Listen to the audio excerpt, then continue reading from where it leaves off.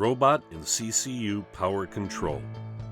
The T5 is a very low maintenance robot. However, one element that is very important to maintain is the batteries. The two 24-volt lead-acid batteries that come with the robot last for 2 years and are marked with an expiry date. To keep them working well for the entire 2 years, keep both batteries in use, rotating them in and out of the robot. Batteries should only be stored when fully charged.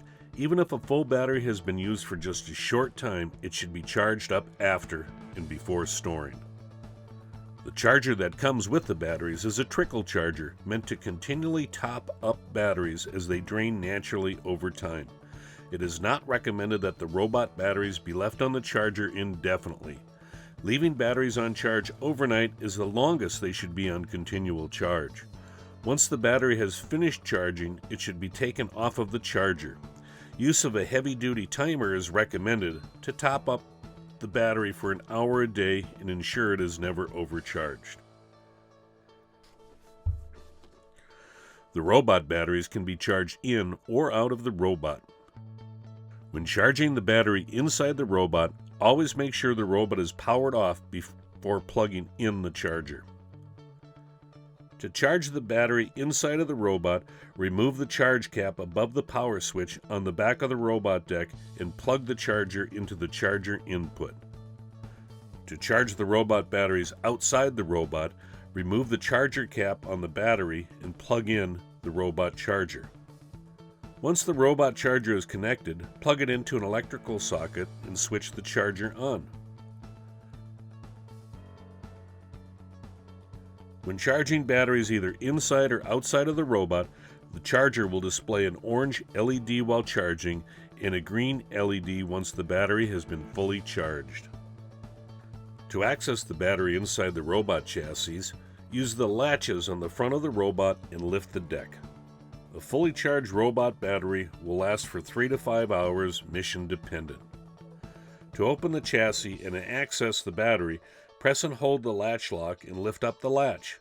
Lift up the deck lid to access the battery. The battery is attached to a lock connector. Unlock the battery by releasing the clasp, pull the battery cable away from the battery. Once disconnected, lift the battery out. When replacing the battery, make sure it is securely fitted into the designated slot. If you find yourself struggling to shut the chassis lid, check to see that the battery is in its slot correctly. Reconnect the battery cable and lock the connector. Only remove or replace batteries with the robot powered off.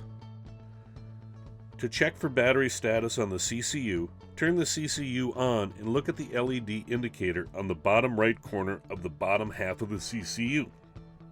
This displays the battery voltage. A fully charged battery can read as high as 14 volts. When the battery runs down to 11 volts, the CCU needs to be recharged. To charge the CCU, plug the CCU charger into the connector on the side of the CCU labeled Charger Input. Then plug the charger into an electrical outlet and switch the charger on.